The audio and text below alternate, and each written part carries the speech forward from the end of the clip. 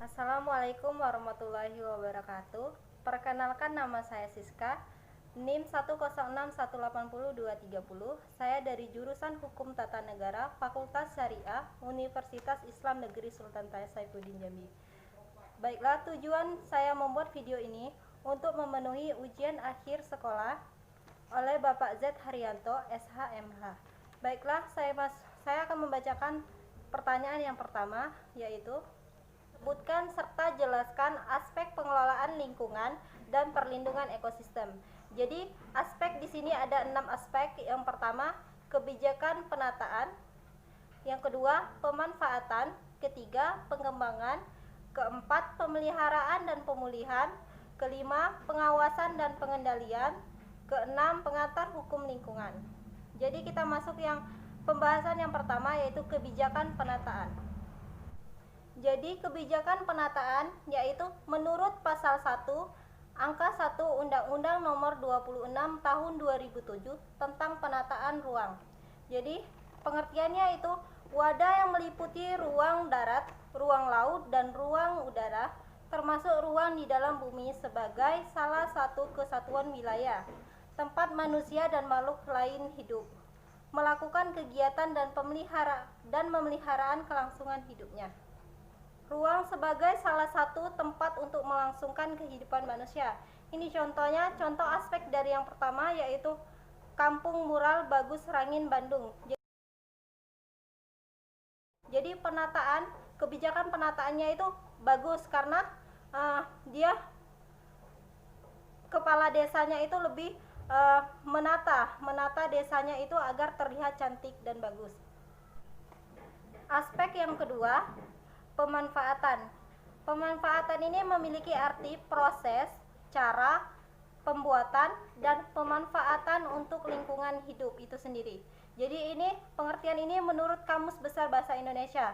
Jadi pemanfaatan ini adalah suatu perolehan atau pemakaian hal-hal yang berguna, baik digunakan secara langsung maupun tidak langsung agar dapat bermanfaat. Contohnya pemanfaatan sampah. Jadi ini termasuk lingkungan hidup juga.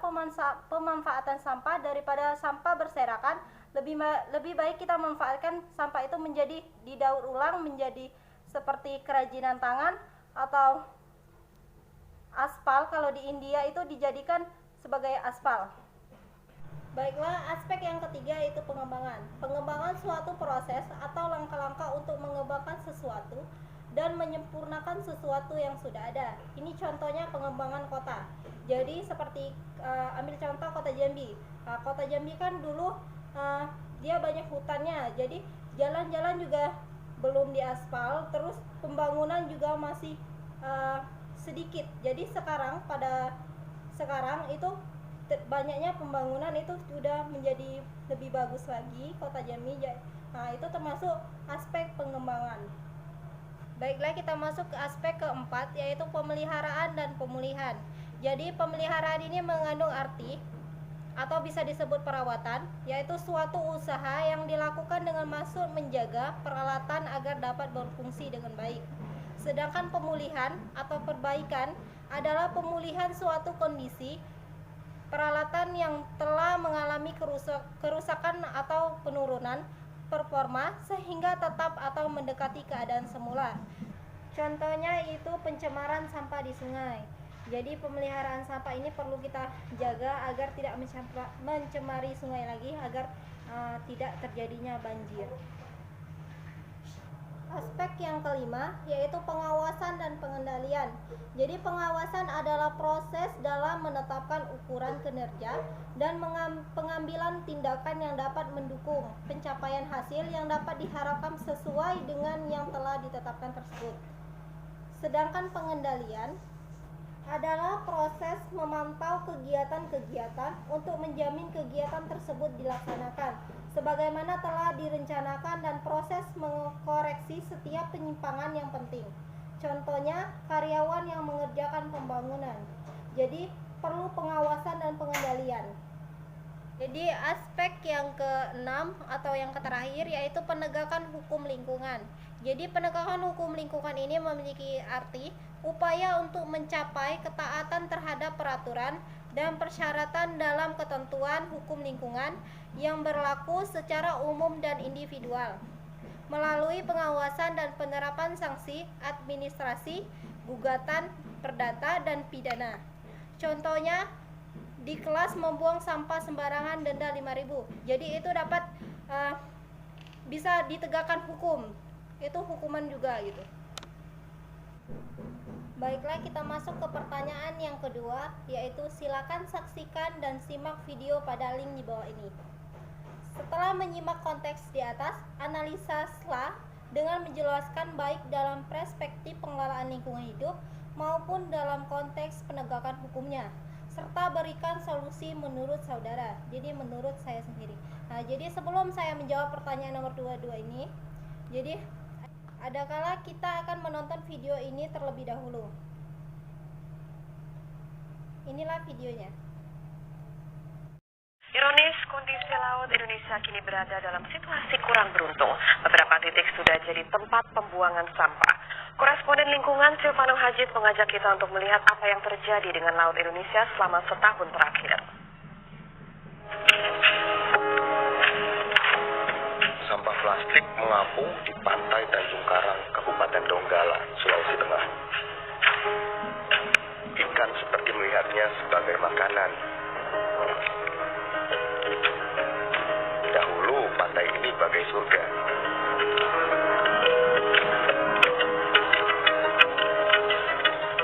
Atau bangau yang kelaparan mencari makan di antara sampah yang tersangkut di bibir sungai menuju laut Jakarta.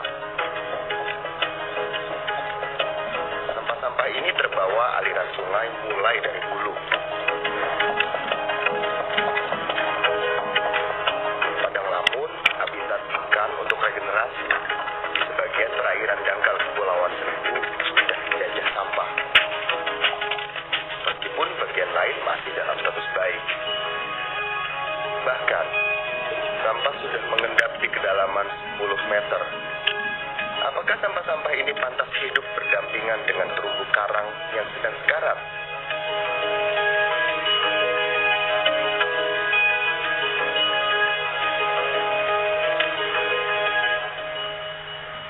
Lalu setiap awal tahun, sampah yang terbawa arus sampai di Pantai Kute dan Seminyak, Bali.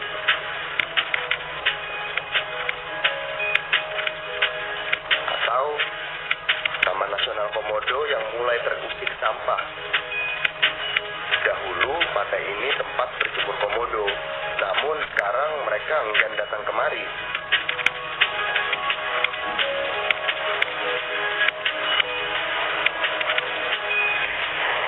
Bergeser sedikit ke Pantai Pink, arus membawa sampah hingga ke bibir pantai. Walaupun air sebening kristal masih bisa kita nikmati. Mendekati wilayah populasi manusia dan hiruk-pikuk pariwisata. Air keruh ini berada di dekat Pulau Bajo. Saya hampir tidak bisa melihat sekeliling. Pulau tak berpenghuni sekitar 1 kilometer di seberang Labuan Bajo. Jadi pulau sampah tempat kapal-kapal wisata yang tak bertanggung jawab membuang sampahnya. Hingga seekor monyet minum sisa air dari botol plastik bekas.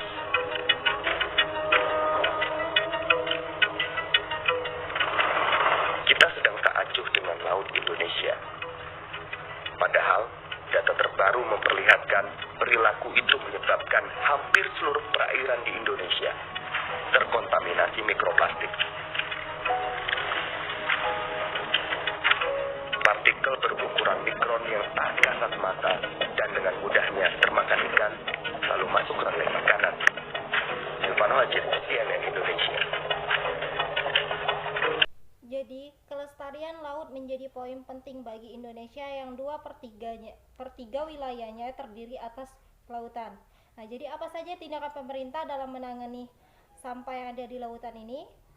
Pemerintah akan fokus meningkatkan sistem manajemen pembuangan sampah terutama di kawasan pesisir.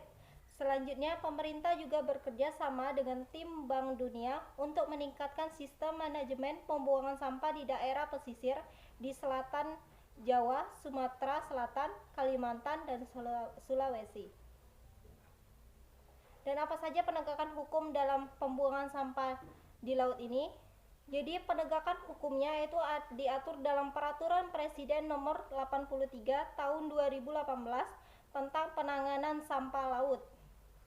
Dalam pasal 37 PP Peraturan Presiden Nomor 21 Tahun 2010, ia menyebutkan setiap nahkoda di perairan yang tidak melaksanakan kewajibannya sebagaimana dimaksud dalam pasal 24 ayat 1 huruf A diberikan sanksi administratif berupa pembekuan sertifikat keahlian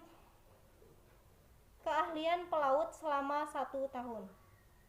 Bagaimana upaya yang dapat kita lakukan dalam menangani sampah yang ada di laut? Yang pertama itu perubahan perilaku atau butuh kesadaran masyarakat sendiri untuk menjaga kebersihan bersama di laut itu. Yang kedua itu mengurangi sampah plastik yang berasal dari daratan, daerah pesisir, dan laut. Yang ketiga itu adanya penegakan hukum. Jadi penegakan hukum ini dapat berperan penting dalam pembuangan sampah yang sembarangan yang di laut. Yang keempat yaitu mekanisme pendanaan. Yang kelima itu penelitian pengembangan laut dan penguatan institusi. Baiklah, pertanyaan yang ketiga yaitu berikan contoh permasalahan atau kasus lingkungan hidup yang terjadi di sekitar tempat tinggal saudara, tempat tinggal kami sendiri. Analisis serta bagaimana upaya yang harus dilakukan dalam rangka mengatasi masalah atau kasus yang dimaksud dalam perspektif hukum lingkungan, uraikan dan jelaskan. Nah, jadi di sini kami akan mengambil contoh permasalahan mengenai polusi. Jadi perlu yang kita ketahui bahwa polusi yang di Indonesia ini, terutama di Jambi ini kan sangat buruk. Adapun upaya yang dapat kita lakukan untuk mengurangi polusi ini, yang pertama yaitu kurangi aktivitas yang dapat memperburuk polusi. Nah, contohnya ini kan di Jambi banyak pabrik-pabrik gitu kan. Nah, jadi harus dikurangi, apalagi adanya virus corona ini. Jadi kan aktivitas pabrik-pabrik itu, menjalankan pabrik-pabrik itu tertunda karena adanya virus corona ini. Itu merupakan dampak positifnya juga sih. Yang kedua itu butuh kesadaran masyarakat bahwa polusi yang buruk dapat berpengaruh bagi kesehatan setiap manusia. Jadi upaya itu yang pertama itu ada mengurangi aktivitas yang dapat memperburuk polusi. Yang kedua itu butuh kesadaran masyarakat itu sendiri. Baiklah, itulah video dari saya. Jika terdapat kesalahan kata, saya mohon maaf yang sebesar-besarnya. Saya akhiri. Wassalamualaikum warahmatullahi wabarakatuh. Jangan lupa di like, comment, and subscribe ya.